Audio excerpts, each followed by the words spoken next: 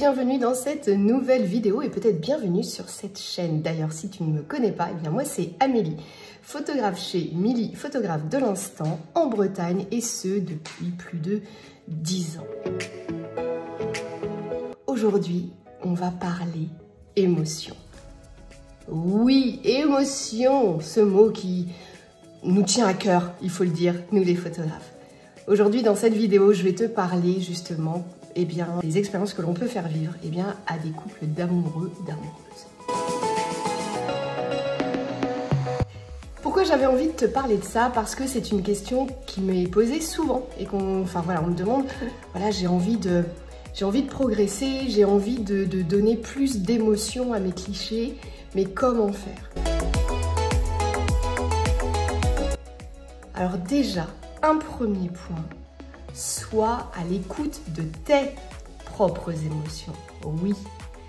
C'est-à-dire, pendant la séance photo, si toi tu ne te sens pas bien, dis-toi une chose, c'est que les deux personnes en face de toi ne se sentiront pas non plus bien. C'est normal. Donc, à toi d'être déjà dans un environnement qui est intéressant pour toi. Si tu es à tes débuts, si c'est ta première séance photo de couple, admettons, c'est possible, on a tous débuté. Moi, je te conseille d'aller dans un endroit que tu aimes bien. Choisis-le en accord, bien évidemment, avec le couple. Mais choisis ce lieu parce que déjà, toi, dans ce lieu, tu te sens bien. C'est un premier point. Ensuite, n'hésite pas à verbaliser. Je sais que c'est pas simple et que même si aujourd'hui, à l'ère des réseaux sociaux, d'internet et tout ce que vous voulez, on pense qu'on hyper communique, en fait, on communique pas du tout ou on communique en surface. Mais en tout cas, quand il s'agit de verbaliser ses émotions et de raconter réellement ce que l'on ressent, il y a beaucoup moins de monde. Donc moi, ce que je te propose, c'est de ne pas hésiter à dire « Là, je me sens bien, on y va. Est-ce que vous aussi, vous vous sentez bien ?» Parce que, attention, ce n'est pas dans un seul sens. Il faut faire les choses pour que ce soit agréable pour toi, parce que si c'est agréable pour toi, ce le sera pour l'autre. C'est pour ça que je te parle d'abord de toi. C'est pas pour te mettre au centre de l'expérience photo, puisque ce n'est pas le but. Le but, c'est que tu fasses vivre un super moment à ce couple. Mais maintenant, je le redis, pour que l'autre, les deux autres, soient bien en face de toi, il faut que toi, tu te sentes bien. Il n'y a pas de... Ça, c'est la base de la base. Voilà. Donc, fais tout pour toi, pour te sentir bien. J'ai des confrères et des consoeurs qui démarrent en offrant un petit thé, un petit café. Il y en a d'autres qui vont offrir une petite bière ou une petite bolette de cidre. Oui, bon, vous faites ce que vous voulez. L'idée n'est pas d'être complètement torché non plus. Les oraisons comme ça parce qu'on était torché, au moins il y a une explication, hein, c'est sûr, c'est une explication logique. Ce que je veux dire, c'est que tout est possible. Tu fais ce que tu veux. Si tu as envie, effectivement, de démarrer en buvant un petit coup, en partageant, je sais pas, un petit goûter, parce que ça te fait plaisir. Je pense à plusieurs consoeurs qui cuisinent beaucoup, qui vont apprécier apporter les petits cookies, les petits gâteaux, et puis se boire un petit thé, une petite tisane. Mais oui, mais faites ce que vous voulez. Très souvent, mes accompagnés me demandent, est-ce que je peux faire ça? Mais pourquoi tu te poses la question? Bien sûr que tu peux. Ça ne touche pas à l'intégrité physique de l'autre, ça ne touche pas à je ne sais quoi. Enfin, tu ne fais rien de mal. Tu proposes justement quelque chose d'agréable, de confortable pour toi et pour eux. Ça peut être une idée. Vous voyez? Donc, pensez d'abord à tout ce que vous pouvez faire pour que vous vous sentiez bien. Tu vas me dire, mais Amélie, ça fait 4 minutes que tu bavasses et j'ai toujours pas enfin, tu me parles pas comment faire concrètement des photos riches en émotions. Bah si, parce qu'il faut aller au-delà de cette question, que faire pour faire des photos riches en émotions? Placer votre couple comme ci, comme ça. Alors oui, ça on va en parler, mais c'est pas suffisant. Il faut créer un cadre et une bulle, un cocon pour que ce moment se passe au mieux. Et ça passe par tous les moyens qui te sont propres et qui te font du bien. Et dis-toi une chose, c'est que si ces gens viennent à toi, c'est parce qu'ils ont ressenti ça en toi. Je t'ai dit qu'il fallait être à l'écoute de tes émotions. Et bien maintenant, une fois que toi t'es OK avec toi-même, sois à l'écoute des émotions du couple. Il faut que tu lises entre les lignes, que tu sois capable de détecter que là, non, ce que tu demandes là, de s'installer ici, de s'asseoir comme ça, ben, c'est pas confortable. Pour monsieur, pour madame, pour mesdames, pour messieurs, voilà. Il faut pas hésiter. Si tu vois le moindre doute dans le regard de l'autre, tu verbalises et tu demandes. Ça ne te convient pas? Et là, on va te dire. Si on te dit pas, là, après, tu peux pas... Enfin, voilà. Donc, il faut vraiment que tu sois à l'écoute des émotions. Plus tu vas faire attention à eux, et mieux ce sera. Alors, n'en fais pas trop. Parce que d'être en train de te demander toutes les 5 minutes, comment ça va? Et sinon, comment ça va? Comment ça va? Comment ça va? Non, ça va. C'est pas des petites choses fragiles. Hein. On est sur des photos de couple, totalement... voilà. Je parle pas de photos de maternité, là, hein, de grossesse, où, effectivement, il faut être quand même encore plus à l'écoute de la future maman si on lui demande des choses un peu... Voilà, et qu'on sait que maman... a déjà limite des contractions, oui, bien évidemment, là, on va faire plus attention. Sois vraiment à l'écoute de l'autre, ok, enfin, des deux autres. D'un point de vue technique, moi, je te conseille de travailler en focale fixe. Ce n'est que mon conseil. Moi, en tout cas, j'aime bien travailler en focale fixe. Travailler avec une focale plutôt... alors, grand angle, entre guillemets, et puis quelque chose de plutôt plus serré. Pour vous donner un cas concret, je vais travailler au 35 mm et au 135 mm. Voilà, comme ça je travaille avec deux focales qui me permet justement de créer des trucs. Je vais me mettre suffisamment loin pour avoir des plans d'ensemble. Et puis comme je suis cachée derrière un petit fourré, tac, je sors le 135. Voilà.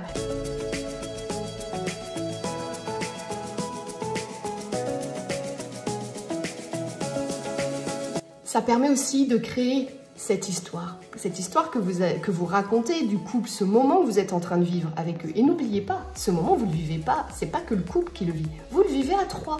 Donc arrêtez de penser ou de leur dire oubliez-moi. Ben, bien sûr que non. Ils ne peuvent pas vous oublier, ils vous ont choisi. Je ne dis pas qu'il faut se mettre au centre du couple, c'est pas l'idée n'est pas de faire un trouble, hein, je n'ai pas dit ça. Mais l'idée, c'est vraiment de vivre un moment avec les autres et de partager. Donc ça, c'est d'un point de vue technique, moi je te conseille ça parce que justement, quand on va cadrer serré, etc., oui, les émotions peuvent ressortir et c'est hyper intéressant.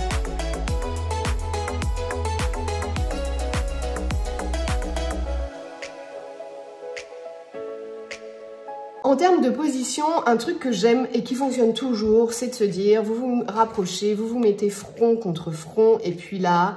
Alors moi, j'aime bien raconter des petites histoires du style, vous essayez de vous embrasser, vous fermez les yeux et puis vous écoutez le bruit qui vous entoure. Et je vais dire, par exemple, à monsieur, je veux que tu tentes, on va dire qu'elle s'appelle Claire, allez, Jean, tu dois tenter Claire, tu fais tout pour la tenter, lui donner cette envie de t'embrasser, mais Claire n'a pas le droit de t'embrasser. Tu dis, tu fais tout. Tu utilises tes mains, tout ton corps en entier. Même si moi, en soi, je vais cadrer serré. Mais je veux que tout le corps s'exprime. Alors, en général, c'est un petit peu... au début, c'est un peu pâteau, c'est pas simple. Et puis, très clairement, je suis capable d'être avec mon 35 mm à 2 pas 2. Donc là, pour le coup, on forme un trouble. Donc, c'est vrai que c'est pas évident. Mais c'est à toi de savoir... et de sentir à quel moment tu peux oser rentrer dans leur bulle d'intimité, parce que c'est très clairement ça, hein, tu es dans leur cercle, vraiment un cercle intime.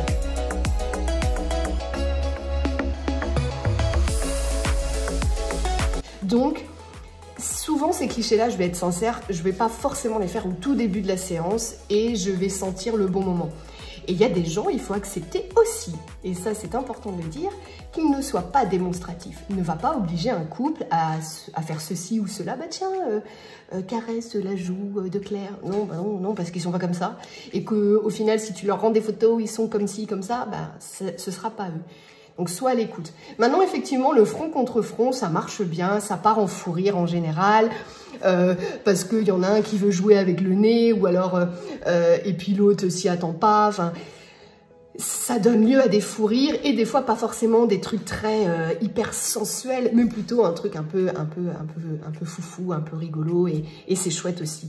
Donc ça marche bien. Vous pouvez après en termes de position faire effectivement monsieur est derrière et il enlace madame ou toujours madame, hein, vous entendez bien monsieur, enfin ça marche aussi hein, de toute façon, peu importe, on va s'enlacer, on serre fort. Moi je dis toujours faites comme s'il faisait moins 8000 et que tu as envie de réchauffer Claire, voilà, fortement, tu la réchauffes même si on est en plein été et qu'on crève de chaud et ça marche. qu'est-ce que j'ai noté aussi? Je leur propose de danser. Alors, soit on va mettre de la musique, quand j'y pense. Je prends le téléphone et je mets de la musique. Soit c'est eux aussi qui mettent de la musique, ça arrive. Et sinon, voilà, on danse et je dis, on fait de la air dance aussi. Et ça marche très bien parce que ça donne lieu à des... Hein, quoi? On va danser là au milieu de la nature comme ça? Bah ouais, parce qu'on s'en fout. L'idée, c'est de lâcher prise aussi. Accepter que l'autre, à savoir Amélie, enfin le photographe, rentre dans notre cercle d'intimité et nous photographie tel que l'on est, avec notre folie, avec nos moments plus doux, plus calmes, nos moments plus sensuels, etc., etc. Un couple, ce n'est pas que deux personnes qui passent leur temps, j'allais dire, à se licher la tronche. C'est pas ça. Un couple, il y a aussi l'entièreté de chacun. Il y a chaque être qui forme ce couple. Et ça, il faut aussi savoir le capter. Et c'est ça qui est très intéressant. Donc, donner aussi la part belle à chacun dans le couple, c'est très chouette. Je ne dis pas forcément qu'il faut faire des portraits de l'un et de l'autre séparément, mais on peut le proposer. Parce que, je dis toujours, un couple, oui, c'est avant tout deux personnes. Et ces deux personnes, elles ont le droit aussi, perso, moi je trouve ça super cool quand je fais une expérience couple avec mon mari, d'avoir des photos juste de mon mari, des portraits de mon mari, j'adore, ça me fait hyper plaisir. Lui, il en a rien à péter d'avoir des photos de lui, mais c'est pour moi en fait. Donc ça, pensez-y aussi. On va leur demander de courir, de s'asseoir bien évidemment. J'aime bien quand ils s'assiedent, vraiment c'est toujours cet enveloppement. Bah oui, parce que voilà, quoi, des fois ils sont un peu pudiques et tout. Et puis je sais qu'ils ont des enfants et je leur dis, bon écoutez, là, attention les gars, faut arrêter de me prendre pour un jambon. Très clairement, vos enfants ne sont pas arrivés par l'opération du Saint-Esprit. Donc ça suffit, je ne vous demande pas de vous mettre tout nu et de me faire un bébé, un énième bébé là maintenant, devant moi. Non, mais rapprochez-vous les enfants. Et là, bon, ça part aux cacahuètes. Parce que, en fait, c'est ça, et ça fait partie des points que je voulais vous donner, c'était de raconter des bêtises et de faire des blagues. Après, je suis quelqu'un comme ça, je le redis, mais je suis quelqu'un qui va vraiment être... voilà, moi, je suis en mode... je me fais plaisir, je rigole. Tel que vous me voyez là, je suis la même, que ce soit dans ma vie privée ou avec les clients. Je suis comme ça tout le temps. Il n'y a pas 150 Amélie, il y a moi, quoi. La dernière chose, un truc qui est très chouette aussi, d'un point de vue graphique, c'est de travailler à contre-jour. Le contre-jour aide énormément à sublimer les visages, etc. C'est toujours très doux. N'oubliez pas, le contre-jour, c'est vraiment pas votre ennemi. Au contraire, ça va venir vous donner des super clichés. Vous pouvez même travailler avec ce travail de silhouette, toute noire, avec si on est au coucher du soleil par exemple, ça peut être très joli. Je dis en ombre chinoise, c'est pas du tout ça, mais bon, tu vois le délire. Et en fait, si vous voulez, tout ça va venir aussi apporter des clichés tous différents, des clichés très artistiques, des clichés plus simples, et c'est ça qui va aussi donner qui va nous permettre en fait, quand on va regarder cette séance et quand le couple regardera ces photos, eh bien il se dira oui, effectivement, c'est totalement ce que l'on a vécu. Donc, au-delà des photos juste de visage ou de notre couple dans dans sa globalité de corps, n'oubliez pas qu'il y a tous les autres petits détails. N'oubliez pas de raconter l'histoire, du lieu, etc. Surtout si c'est un lieu qu'ils ont choisi et qui fait excessivement sens pour eux, qui est important pour leur histoire. Des photos du lieu, des photos de détails, de textures, des photos de, par exemple, des photos de fleurs, des photos de pierres, s'il y a de la pierre, du bois, enfin, vous voyez, apportez tout ça. Alors, non pas que ces photos-là seront les préférées de vos mariés, pas du tout, sauf que si vous, derrière, vous faites un album photo, ça va venir donner aussi du corps à vos photos, d'avoir comme ça des respirations avec des photos de, je vous dis, de fleurs, etc. N'oubliez pas aussi de faire des photos de détails, les mains. Les mains, c'est ce lien qui va nous unir, les points de contact entre nos clients, notre couple, les points de contact, je pense aux épaules, etc. Des détails, si madame a une robe avec, je sais pas, un détail de dentelle ou que sais-je, on va prendre ce genre de détails. Pourquoi? Parce que madame a pris soin de choisir telle ou telle robe. Et ça passe aussi par du questionnement. Je dis pas du questionnement avant, si vous n'avez pas le temps, et je peux le comprendre, mais du questionnement pendant.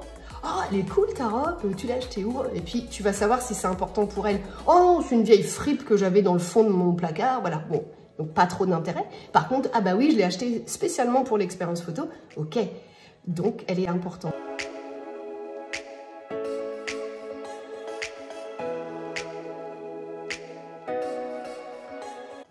Ça, c'est des clichés riches en émotions.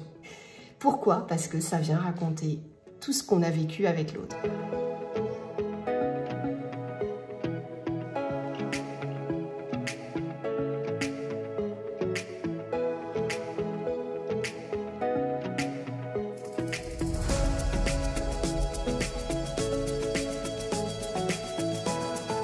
Premier point, pensez à vous, soyez à votre écoute.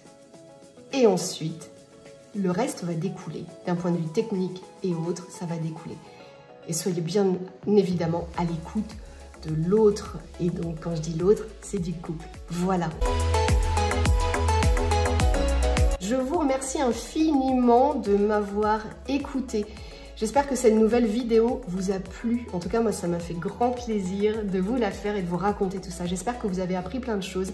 C'est le moment d'aller écrire en commentaire bien, ce que vous également vous faites pour avoir des clichés riches en émotions.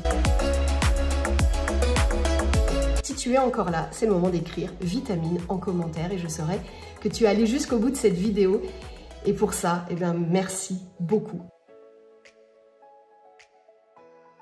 On se retrouve très vite, cette fois pour un podcast. J'espère que tu seras au rendez-vous. Et je te dis à très bientôt, ici, là-bas ou ailleurs, qui sait. Ciao!